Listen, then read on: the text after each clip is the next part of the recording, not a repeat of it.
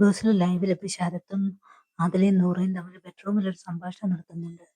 നൂറയ്ക്ക് ശരത്തിനോട് മിണ്ടാൻ താല്പര്യമില്ല. കാരണം ശരത്ത് പറഞ്ഞത് നൂറയും ആദിലയും അനുമോളുടെ കൂടെ നടന്നു കഴിഞ്ഞാൽ അനുമോളുടെ പേരിലുള്ള അനുമോള് പറയുന്ന കള്ളത്തരങ്ങളെല്ലാം അനുസരിക്കുന്നു, അനുമോളെ പോലെ ആകുമെന്നും അനുമോള് സ്വാധീനിക്കുമെന്നും അനുമോളുടെ കൂടെ നിൽക്കുന്നത് നല്ലതല്ലെന്നും ഒക്കെ അപ്പാനി ശരത്ത് ആരോടൊക്കെയോ പറഞ്ഞെന്ന്.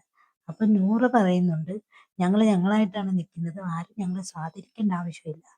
ഇത്രയും നമ്മുടെ അക്ബറിന്റെ ടീമിനെ വള്ളി ടൗസർ ടീം എന്നാണ് പറയുന്നത്. വള്ളി ടൗസർ ഗ്രൂപ്പ് എന്നാണ് ഈ ആദിലയും നൂറയും അതിനെ വിശേഷിപ്പിക്കും. ഇപ്പം നൂറ പിണങ്ങി പറയുന്നുണ്ട്, അപ്പാനി ശരത്തിന് ഇപ്പം റെനയും ജിസേലിനും മതി, നമ്മളെ വേണ്ട.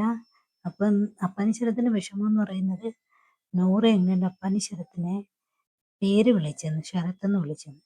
അപ്പൊ ആ കാര്യത്തെക്കുറിച്ച് സംസാരിക്കുന്നു. അന്നേരം നൂറ് പറയുന്നുണ്ട്, ഞാൻ ചിലപ്പം അപ്പാനി എന്ന് വിളിക്കും, ചിലപ്പോൾ ശരത്തെന്ന് വിളിക്കും, ചിലപ്പം കണ്ണേട്ടനെന്ന് വിളിക്കും, ഞാൻ എനിക്ക് ഇഷ്ടമുള്ള സമയത്ത് ഇഷ്ടമുള്ള പോലെ വിളിക്കും എന്ന് പറയുന്നു. അപ്പം അപ്പാനി ശരത്ത് പറയുന്നത്, ഞാൻ കുട്ടികളെ പോലെ ചോറ് വാരിക്കൊടുത്ത പിള്ളേരാണ്, എൻ്റെ സ്വന്തം മക്കളെ പോലെ വാരിക്കൊടുത്ത പിള്ളേരാണ്, അവരെന്നോട് ഇങ്ങനെ കാണിക്കുമെന്ന് ഞാൻ പ്രതീക്ഷിക്കുന്നില്ല എന്നോട് പറയുന്നുണ്ട്. അപ്പൊ അനുമോളെ കൂടെ ഇവര് ആദിലയും നൂറയും പിന്നെ രേണു സുധിയും ശൈത്യമാണ് ഇപ്പോൾ ഉള്ളത്. അനുമോൾ ഒറ്റയ്ക്ക് നിൽക്കാനായിട്ട് അവർ സമ്മതിക്കുന്നില്ല, എല്ലാ കാര്യത്തിനും സപ്പോർട്ട് ഇടും. അപ്പം ഇവരെ എല്ലാവരും കൂടെ ഒറ്റപ്പെടുത്തിയിട്ട് അപ്പുറത്തെ വശത്ത് ഒരു ഗ്യാങ്. സത്യത്തിൽ ഇതിനകത്ത് രണ്ട് ഗ്രൂപ്പുകളുണ്ട്. അനീഷ് മാത്രമേ ഉള്ളൂ ഗ്രൂപ്പുകളൊന്നും ഇല്ലാതെ ഇപ്പോഴും